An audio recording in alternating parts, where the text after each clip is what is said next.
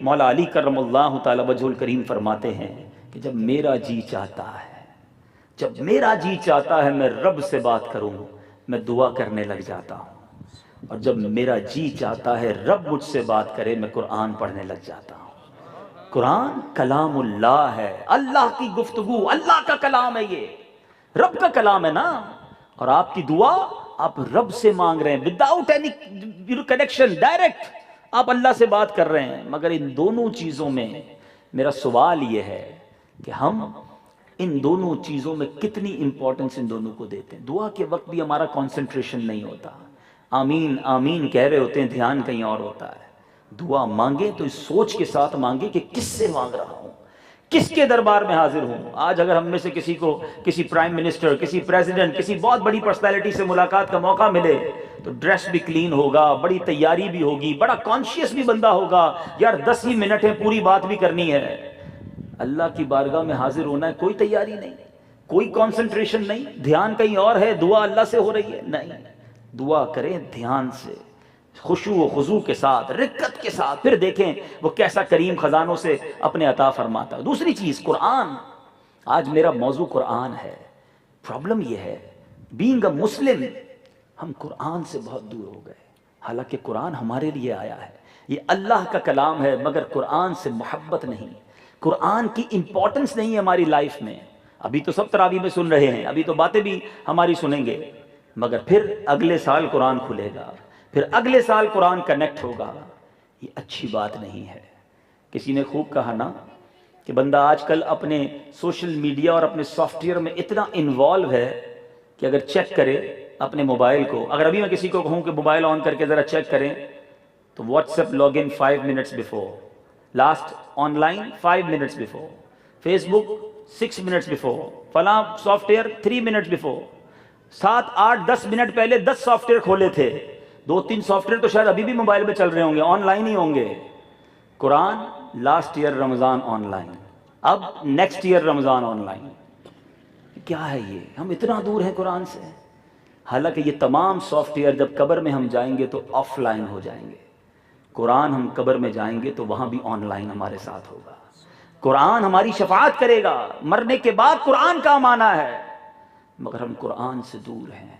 بہت بڑی تعداد ہماری قرآن پڑھتی نہیں، پڑھتی ہے تو سمجھتی نہیں، اور صحیح معنوں میں قرآن پڑھنا نہیں آتا۔ حالانکہ سرور کونین صلی اللہ تعالیٰ علیہ وسلم کا فرمان ہے، خیرکم من تعلم القرآن وعلمہ، تم میں بہترین وہ ہے جو قرآن پڑھے یا دوسروں کو پڑھائے، یا تو ٹیچ کرے یا لرن کرے۔ ہم ان دونوں کیٹیگریز میں نہیں ہیں، یا نہ پڑھا رہے ہیں نہ پڑھ رہے ہیں۔ بہت ساری کتابیں پڑھ لیں، بہت سارے ہم نے جناب دنیا بھر کا لٹریچر پڑھا، مگر انفارچونیٹلی پراپر وے میں ہم قرآن نہیں پڑھتے۔ اور قرآن کی اہمیت کو اس طرح بھی سمجھیے کہ یہ میرے رب کا کلام ہے نا۔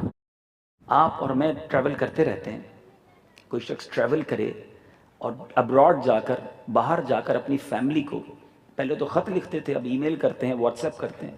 چلے جناب آپ نے واٹس ایپ کیا اور بڑا اچھا سا ایک آپ نے میسج بنایا جس میں فیملی کو بھی آپ نے مخاطب کیا، بچوں کو بھی مخاطب کیا، ایک بڑا محبت بھرا آپ نے اپنا میسج بھیج دیا۔ 2 3 دن تک آپ کو جواب نہیں آیا فیملی کی طرف سے، آپ دیکھ بھی رہے ہیں کہ میسج پہنچا ہے، ابھی تک ریڈ نہیں کیا، لسن نہیں کیا۔ 2 دن بعد آپ نے فون کیا کہ میرا میسج ملا آپ کو؟ گھر والے کہیں جی ملا۔ آپ نے سنا؟ گھر والے کہیں نہیں، ٹائم نہیں ملا، میسج نہیں سن سکے۔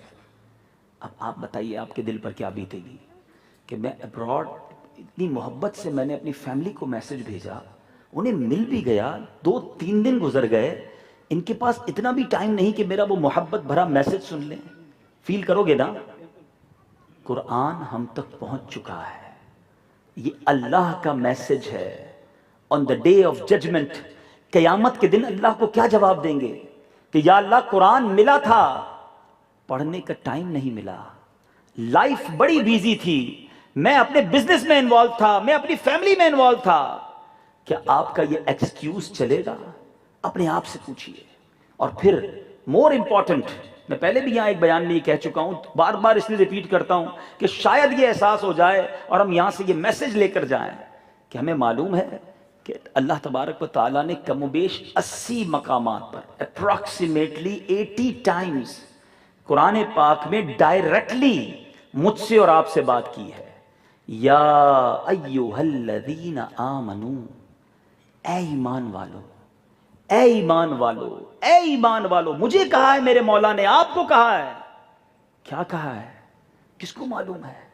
کس نے کوشش کی کسی عالم دین کے پاس جا کر ایٹ لیسٹ ترجمہ کھول کر کے یار اے ایمان والو کہہ کر تو ڈائریکٹ مجھ سے میرے رب نے بات کی ہے، میں وہ تو پڑھ لوں. اللہ نے اگر کوئی حکم دیا ہے تو اس پر تو عمل کر لوں، اس کو تو اوبے کر لوں. میرا باس مجھے حکم دے، میرا سیٹھ مجھے حکم دے، میرے کسٹمر مجھے کوئی ریکویسٹ کرے، میں فوراً اس کو پوری کرتا ہوں. جو جس کی انڈر میں ہے اس کی فوری بات سنتا ہے. مگر رب نے مجھے اور آپ کو ڈائریکٹلی اپروکسیمیٹلی 80 ٹائمز اے ایمان والو کہہ کر بات کی ہے، مگر ہم نے اس پر بھی کبھی غور نہیں کیا. ایٹ لیسٹ وہی پڑھ لیتے. اب یہ کہیں گے جناب کہ عربی میں قرآن ہے اس لیے تھوڑا سا مشکل ہو گیا تھا سمجھنا. تو آپ ہم میں سے جتنے یہاں پیدا ہوئے کوئی پیدائشی انگریزی نہیں جانتا تھا. ہم سب نے انگلش سیکھی ہے، جس کو جتنی ضرورت پڑی اس نے سیکھی ہے، مگر قرآن سیکھنے کا ہم نے ٹائم نہیں نکالا. دنیا میں بہت ساری چیزیں گریجولی سیکھتے گئے. کیوں؟ ضرورت پڑتی گئی تو سیکھتے گئے. اکاؤنٹس کی ضرورت پڑی تو اکاؤنٹ سیکھا، انگلش کی ضرورت پڑی تو انگلش سیکھا، کمپیوٹر کی ضرورت پڑی تو کمپیوٹر سیکھا، ڈرائیونگ کی ضرورت پڑی تو ڈرائیونگ سیکھی. ہم بلڈر بنے تو ہم نے جناب بلڈنگ اسٹرکچر کے بارے میں معلومات حاصل کی. مسلمان ہیں، قرآن کے لیے تک وقت نہیں نکالا. پلیز اس بار اس مہینے میں یہ سوچ کر جانا ہے کہ مرنے کے بعد میرا کبھی دیکھا ہے قبر میں کوئی تجوری ساتھ جاتی ہو، کفن میں کوئی جیب لگتا ہو؟ سب یہیں رہ جائے گا. دل میں قرآن ہوا اور قرآن پر عمل ہوا تو انشاءاللہ وہ قبر میں بھی ساتھ جائے گا، وہ جنت میں بھی ساتھ لے کر جائے گا. قیامت کے دن حدیث پاک کا مضمون ہے، قرآن پڑھنے والے سے کہا جائے گا قرآن پڑھتا جا اور جنت کی منزلیں طے کرتا جا. جس کو جتنا قرآن آتا ہوگا وہ پڑھتا جائے گا اور جنت میں اپنے درجے طے کرتا جائے گا. وہاں ڈگریاں کام نہیں آئیں گی. بہرحال اسی کے ساتھ ساتھ قرآن پڑھنا بھی ہے، اس کو انڈرسٹینڈ بھی کرنا ہے. بہت بڑی تعداد شاید یہ نہیں جانتی کہ قرآن میں بڑی امیزنگ سٹوریز ہیں، بہت خوبصورت واقعات ہیں، بڑے ایسے واقعات ہیں کہ بعض اوقات عقل بھی حیران ہو جاتی ہے، اور اس میں بہت خوبصورت میسیجز بھی ہیں. لیکن اگر پڑھیں گے تو پتہ چلے گا نا. اپنے بچوں کو اگر یہ واقعات سنائیں تو بچے کتنے انٹرسٹ کے ساتھ ان واقعات کو سنیں گے اور ان کو ہسٹری آف اسلام بھی پتہ چلے گی. مگر آج حال یہ ہے کہ ہمارے بچوں کو کبھی ایک ٹیسٹ لینا ہو تو اپنی فیملی کا ٹیسٹ لے لیجئے گا. ایک کاپی اور کاغذ دے کر پوری فیملی کو بٹھا کر پہلا کوسچن کیجئے گا کہ جناب جس پیج پر لکھیں کہ تمہیں کتنے سپورٹس مین کے نام یاد ہیں، تو شاید ایک پیج چھوٹا پڑے گا، بچے 3-4 پیج بھر دیں گے. پھر کوسچن کیجئے گا بیٹا اچھا لکھو کتنے ایکٹرز اور سنگرز کے نام یاد ہیں، تو شاید وہ بھی 2-3 صفحے بھر دیں گے. پھر پوچھئے گا بیٹا کتنے پولیٹیشینز کے نام یاد ہیں، وہ بھی بہت سارے نام لکھ دیں گے. دین آسک دیم کہ بتاؤ تمہیں کتنے نبیوں کے نام یاد ہیں، لکھو. پھر اگلے پیج میں کوسچن کیجئے گا کتنے صحابہ کے نام یاد ہیں. Then ask them write down کتنے اولیاء کرام کے نام یاد ہیں. یہ کاپی جو ہے نا، یہ ٹیسٹ آپ کو بتا دے گا کہ ہم کہاں جا رہے ہیں، ہماری فیملی ہمارے بچے کہاں جا رہے ہیں. پلیز سمجھیے ہمارے بچے یہ سوشل میڈیا کے طرح طرح کے soft where, I am not discouraging, میں نہیں کہہ رہا کہ نہیں ہونا چاہیے ٹیکنالوجیز، ہم بھی تو چینل پہ ہیں، ہم بھی ٹیکنالوجیز کا یوز کرتے ہیں، مگر ان ٹیکنالوجیز کے چکر میں ہم قرآن سے دور ہو جائیں، ہم اسلام سے دور ہو جائیں، یہ غلط ہے. ہمارے بچے ہمارے مرنے کے بعد ان ٹیکنالوجیز ان سافٹ ویئر کو کھول کر ویب سائٹس کھول کر ایصال ثواب نہیں کر سکیں گے. If they know Quran, how to read Quran, قرآن آتا ہوگا، دین آتا ہوگا، اس پر عمل کریں گے اور ہمیں ثواب پہنچائیں گے. تو اپنی فیملی کو بھی پلیز ایجوکیٹ کیجئے. تو آج میں ایک واقعہ آپ کو سنانا چاہتا ہوں جو قرآن پاک میں موجود ہے اور ہسٹوریکل ایونٹ ہے. یہ واقعہ کیا تھا؟ یہ واقعہ میرے بیچ اسلامی بھائیوں یہ تھا، اللہ تبارک و تعالیٰ کے نبی حضرت عزیر علی نبینا علیہ الصلوۃ والسلام یہ بیت المقدس اور اس کے اطراف میں نیکی کی دین کی دعوت دیتے تھے. آپ کی قوم کی بدعمالیاں بہت بڑھ گئیں، اتنی بڑھ گئیں کہ وہ قوم اللہ کو نہیں مانتی تھی اور سخت رب کی نافرمانی کرتی تھی. اللہ تعالیٰ نے بہت ساری قوموں پر بڑے عجیب عجیب عذاب نازل کیے. اس قوم پر ایک اور طریقے سے عذاب نازل کیا، ایک ظالم حکمران بھیج دیا. یاد رہے اللہ تبارک و تعالیٰ کے عذاب کا ایک انداز ظالم حکمران بھی ہیں. بخت نصر نامی ایک ظالم حکمران آیا، اس نے 1,00,000 لوگوں کو تو قتل کر دیا، پہلے تو اس قوم کے 1,00,000 لوگوں کو اس نے شہر بدر کر دیا، ملک سے ہی باہر نکال دیا، اور 1,00,000 لوگوں کو غلام بنا لیا، اور پورے شہر کی عمارتوں کو تہس نہس کر دیا۔ اسی جو قیدی بنائے گئے اسی میں حضرت عزیر، اللہ کے نبی بھی ان کے قیدیوں میں شامل تھے۔ کچھ عرصے کے بعد حضرت عزیر کو رہائی ملی۔ آپ اپنی قوم سے بڑی محبت کرتے تھے، اپنی سواری پر، اپنے گدھے پر آپ کی سواری تھی، آپ نے اس شہر کا چکر لگایا۔ جب شہر کو دیکھا کہ ساری عمارتیں ڈیمولش ہو گئی ہیں، کوئی نہیں بچا، ویرانہ، درختوں پر پھل لگے ہیں، کھانے والا کوئی نہیں۔ آپ بڑے افسردہ ہوئے اور آپ کی زبان سے ایک جملہ نکلا کہ اب اللہ تبارک و تعالیٰ اس شہر کو پھر کیسے آباد کرے گا، کوئی ہے ہی نہیں شہر میں۔ اب رب عز و جل نے اپنی قدرت کا منظر دکھانے کا فیصلہ فرمایا۔ حضرت عزیر نے ایک درخت کے نیچے پڑاؤ ڈالا، فروٹ نکالے، فریش فروٹ کھائے، اپنی جھولی میں بھی کچھ فروٹ رکھ لیے، اور گریپس کا، انگور کا جوس نکالا اپنی مشک کے اندر، وہ بھی رکھ لیا، اور اس درخت کے نیچے آرام کرنے لگ گئے۔ آپ نے اپنے گدھے کو قریب باندھا، درخت کے نیچے خود سو گئے۔ ایک مشک تھی، ایک یوں سمجھے چھاگل تھی جس میں انگور کا جوس تھا، شیرہ تھا انگور کا، اور فروٹ تھے فریش، آپ سو گئے۔ اسی عالم میں اللہ تعالیٰ نے نیند ہی کے عالم میں حضرت عزیر کو وفات دے دی۔ لک ایٹ می، کتنا انٹرسٹنگ یہ واقعہ ہے۔ مجھے فیل ہو رہا ہے کہ آپ سب کتنا انٹرسٹنگ سن رہے ہیں۔ یہی تو قرآن ہے، پڑھیں نا قرآن، دنیا بھر کے عجیب عجیب واقعات پڑھتے ہیں، قرآن نہیں پڑھتے۔ اب سنیں، اب حضرت عزیر جو ہے اسی عالم میں دنیا سے چلے گئے، 100 سال تک آپ وہیں رہے۔ اللہ کی قدرت کا کمال دیکھیں، اللہ نے آپ کو دنیا کی نظروں سے چھپا دیا۔ چرند، پرند، درندے، کسی جانور کو آپ نظر نہیں آتے، جنات، انسان، کسی کو نظر نہیں آیا۔ 70 ایئرز جب گزر گئے، ایک اور بادشاہ وہاں سے گزرا، اس نے دیکھا پورا شہر ویران ہے، درخت ہیں، باغات ہیں، نوبڈی دیئر۔ اس نے لوگوں کو وہاں آباد کرنا شروع کیا۔ یہ بلڈر موجود ہیں یہاں پر بہت سارے، 30 سال میں اس نے بہت ساری بلڈنگیں بنائی، اس نے گھر بنائے، اور پورا شہر، سٹی دوبارہ اسٹیبلش کر دیا، فرسٹ کلاس، سارے گھر آباد ہو گئے، اسٹریٹس آباد ہو گئیں، وہ سٹی پھر آباد ہو گئی۔ اب جب 100 ایئرز پورے ہوئے تو حضرت عزیر کھڑے ہوئے۔ اللہ تبارک و تعالیٰ نے حضرت عزیر سے سوال کیا وحی کے ذریعے، اے عزیر بتاؤ کتنا سوئے ہو؟ کہ مالک ایسا لگتا ہے صبح سویا تھا، عصر کے وقت اٹھا ہوں۔ فرمایا اپنے گدھے کی طرف نظر کرو، یہ قرآن کے الفاظ ہیں، اپنے گدھے کی طرف دیکھو۔ دیکھا تو وہاں گدھا، ہڈیاں گل سڑ گئی، ختم، فنش۔ حیران ہو گئے، کہا اپنی گود میں دیکھو، پھل ویسے کے ویسے ہی فریش۔ اپنے انگور کے جوس کو دیکھا، وہ بالکل فریش۔ آپ حیران ہیں۔ اب بتایا گیا کہ تم 100 سال تک یہاں رہے ہو۔ اب آپ نکلے شہر کا دورہ کرنے۔ سونے سے پہلے کیا کہا تھا؟ اللہ اس شہر کو کیسے آباد کرے گا؟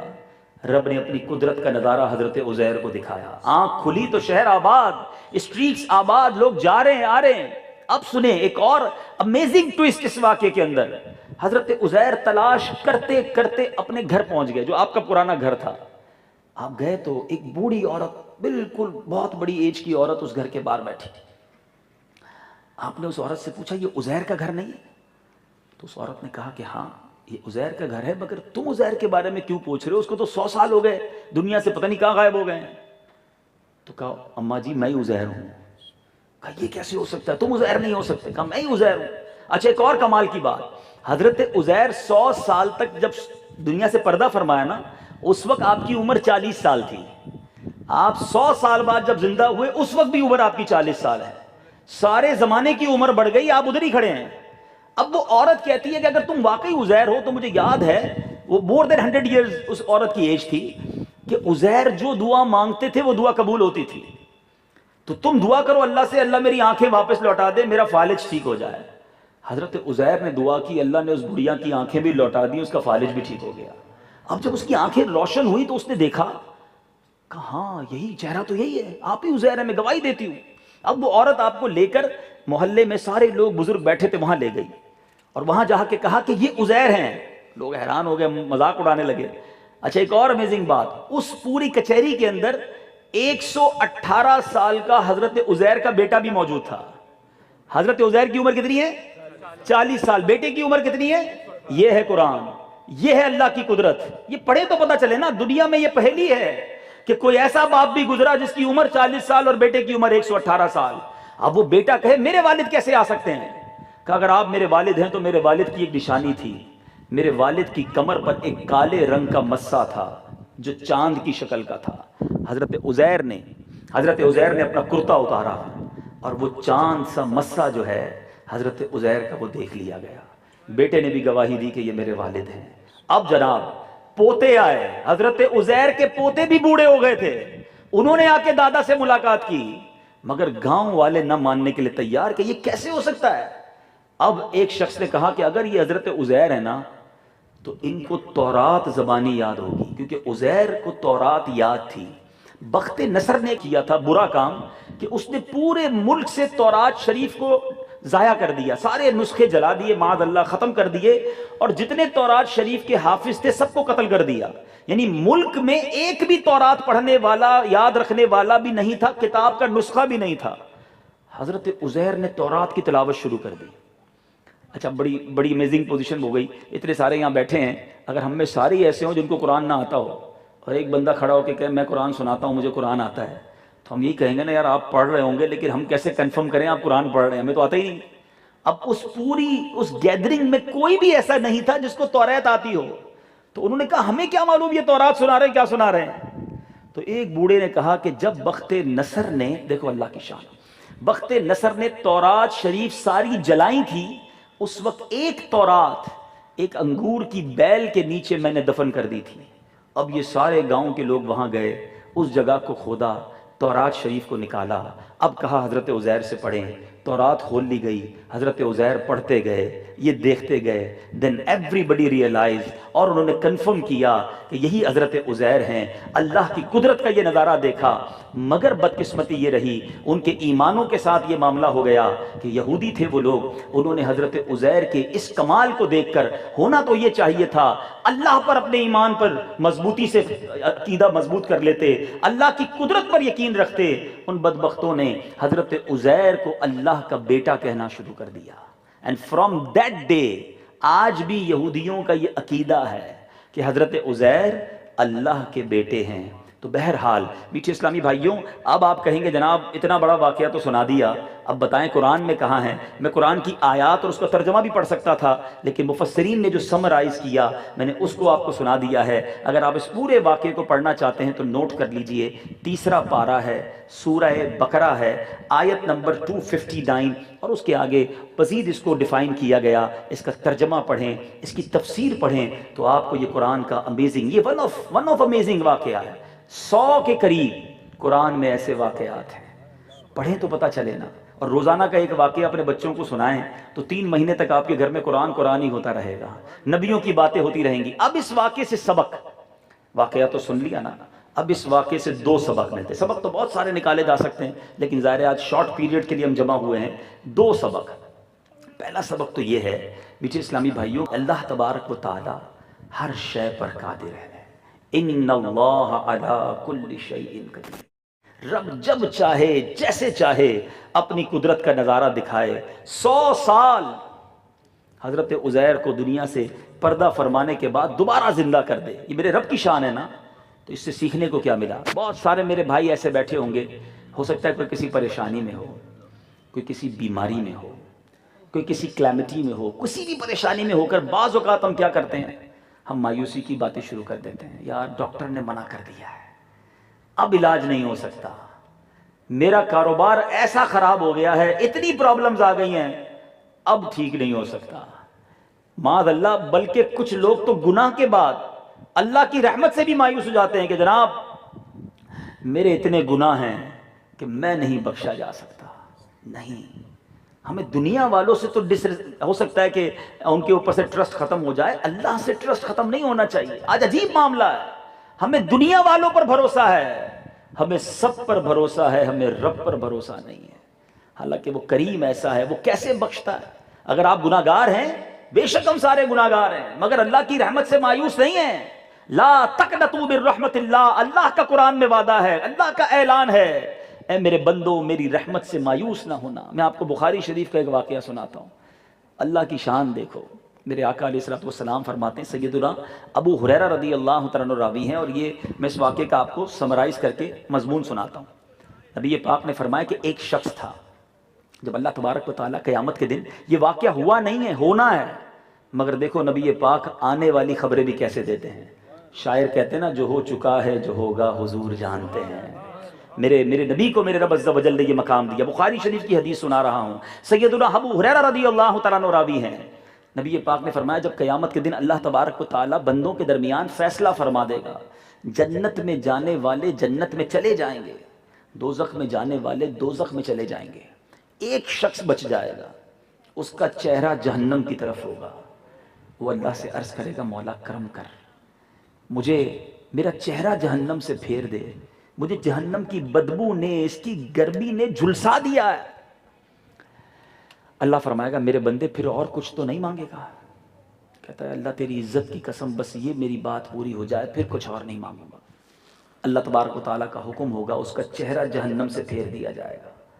کچھ عرصہ وہ رکا رہے گا، پھر اللہ سے کہے گا مولا کرم کر، مجھے کچھ جنت میں داخل نہیں کرنا تو جنت کے قریب تو کر دے. اللہ فرمائے گا میرے بندے تو نے وعدہ نہیں کیا تھا کہ اس کے بعد کچھ اور نہیں مانگوں گا؟ کہ مالک بندہ تیرا ہوں، بس یہ پورا کر دے. کہ پھر تو کچھ نہیں مانگے گا؟ کہے گا مولا تیری عزت کی قسم اس کے بعد کچھ اور نہیں مانگوں گا. اللہ حکم فرمائے گا اس کو جنت کے دروازے کے قریب کر دیا جائے گا. جب وہ جنت کی خوشبوؤں کو سونگے گا، جنت کی لذت کو محسوس کرے گا، اس کی بیوٹی دیکھے گا، کچھ عرصے کے بعد رب کی بارگاہ میں پھر عرض کرے گا مولا کرم کر، جنت کے قریب کر دیا ہے، اب اتنا محروم تو نہ کر میرے مولا، اب جنت میں داخل کر دے. اللہ فرمائے گا تو کیسا بندہ ہے، تجھ سے بڑا وعدہ خلاف کون، تو نے کتنے وعدے کیے؟ کہ مولا تیرا بندہ ہوں، کرم کر دے. اللہ فرماتا ہے پھر تو کچھ نہیں مانگے گا؟ عرض کرتا ہے مالک تیری عزت کی قسم پھر کچھ نہیں مانگوں گا. اللہ حکم فرماتا ہے اس کو جنت میں داخل کر دو، یہ جو مانگے اس کو وہ عطا کرو، جتنا مانگے عطا کرو، جتنا مانگے اتنا اور 10 گنا اور عطا فرماؤں گا. یہ ہے میرا مالک، یہ ہے میرا رب، وہ بخشنا چاہتا ہے، وہ مہربان ہے.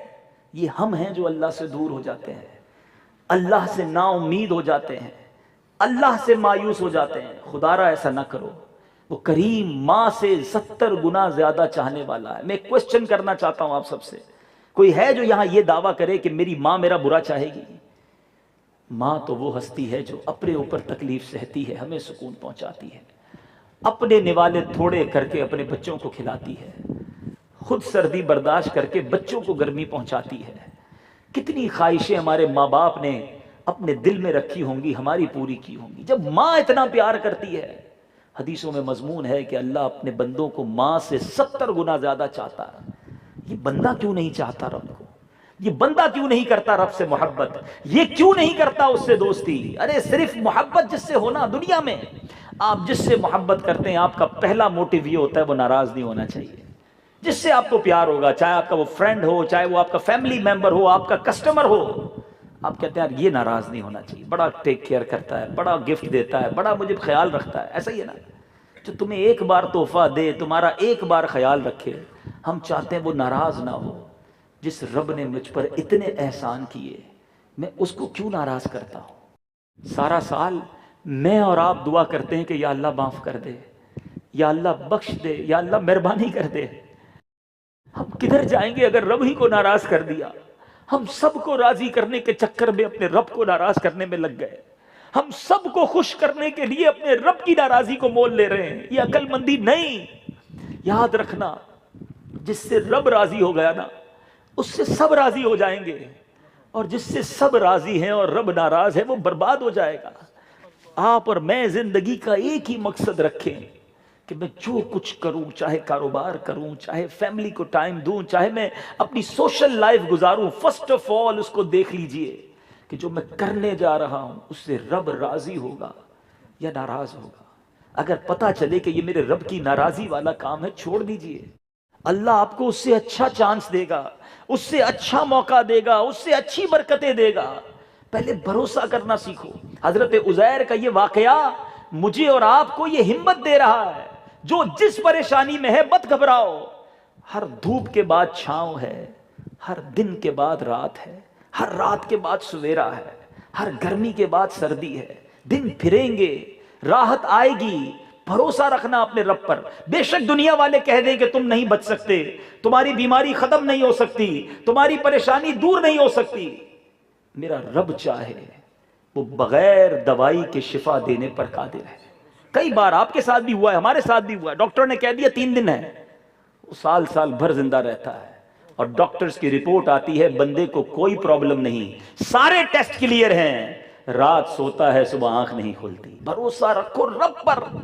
اور یہ جو بیماری ہے نا, گھبرایا نہ کرے, اس کے فضائل بیان ہوئے حدیث میں, اور اس کا واویلا بھی نہ کیا کرے. چھوٹی بیماری سب کو بتانی ہے, یہ شکوہ ہے, یہ کمپلین ہے. بڑی پیاری بات ایک بار حضرت رابعہ بصریہ رضی اللہ تعالیٰ عنہ, ہے بات تصوف کی, اللہ کرے آپ پک کر جائیں. ایک شخص نے حضرت رابعہ بصریہ کے پاس آیا, سر پر پٹی باندھی ہوئی تھی. آپ نے کہا کس بات کی پٹی باندھی ہے؟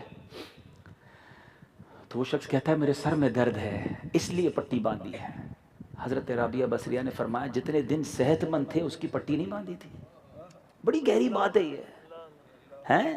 اس کا مطلب تمہارے رب نے تھوڑے دن امتحان دیا تو سب کو بتانا ہے, اتنے دن سخی رکھا کسی کو نہیں بتانا. ہمارا کاروبار روزانہ چلتا رہے, میں روزانہ لاکھوں روپے کماؤں کسی کو نہیں بتاؤں, تھوڑا سا لاس ہو گیا سب کو بتانا ہے. گاڑی کا ایکسیڈنٹ ہو گیا سب کو بتانا ہے. گاڑی نہیں لی تھی جب کب کس کس کو بتایا تھا کہ اللہ نے مجھے گاڑی دی ہے. ہر کمپلین ہر ڈیفیکلٹی کیوں شیئر کرتے ہیں؟ نہ کریں ایسا, بھروسہ رکھیں اللہ پر. یہ امتحان ہوتا ہے. اب سنو حدیث پاک, جو بیمار ہیں جن کے رشتہ دار بیمار ہیں ان کو بھی یہ سنائیے گا, اور مدنی چینل کے ناظرین جب بعد میں یہ بیان سنیں اور جو بیمار ہیں وہ غور سے سنیں. سرور کائنات علیہ الصلوۃ والسلام کا فرمان کہ جب کوئی بندہ, حضرت عطا بن یسار رضی اللہ تعالیٰ عنہ, موطا امام مالک کی حدیث ہے, ان سے روایت ہے کہ جب کوئی بندہ بیمار ہوتا ہے تو اللہ عز و جل اس کی طرف 2 فرشتے بھیجتا ہے اور ان سے فرماتا ہے دیکھو ذرا میرا بندہ اپنی عیادت کرنے والوں سے کیا کہتا ہے. جب بیمار سے لوگ ملنے آتے ہیں نا, ہم کہتے ہیں آئے ہائے بڑا سر میں درد ہے, بہت بیمار ہوں, علاج ہی نہیں ہو رہا, پتہ نہیں کیا میرا مسئلہ ہے, حل ہی نہیں ہو رہا, شکوے. اللہ فرشتے بھیجتا ہے, دیکھو کیا کہتا ہے. اگر وہ مریض عیادت کرنے آنے والوں کی موجودگی میں اللہ عز و جل کی حمد و ثنا بیان کرے تو وہ فرشتے اللہ سے عرض کرتے ہیں, حالانکہ اللہ زیادہ جاننے والا ہے, کہ یا اللہ یہ تیرا شکر ہی بجا جا رہا ہے, مہمان بھی آتے ہیں, عیادت کرنے والے آتے ہیں, شکوہ نہیں کرتا. تو اللہ فرماتا ہے میرے بندے کا مجھ پر حق ہے کہ اسے جنت میں داخل کر دوں. اور فرمایا اگر اسے شفا دوں تو اس کے گوشت کے سے بہتر گوشت کو بدل دوں اور اس کے گناہ مٹا دوں گا. تو پتہ چلا بیماری تو مغفرت کروانے آئی تھی, شکر کرنا تھا, صبر کرنا تھا. اگر صبر کرتا تو مغفرت ہو جاتی. ایک اور حدیث پاک نبی پاک علیہ الصلوۃ والسلام نے فرمایا مریض کے گناہ اس طرح جھڑتے ہیں جیسے خزاں میں درخت کے پتے جھڑتے ہیں. یہ تو گناہ جھاڑنے کے لیے آئی تھی بیماری. سر میں درد ہوا, بخار ہوا, بلڈ پریشر ہوا, شوگر ہوا, کیوں بتاؤں میں سب کو؟ اللہ نے دیا نا, اللہ نے بہتر فیصلہ کیا ہوگا, وہ ماں سے 70 گنا زیادہ چاہتا ہے.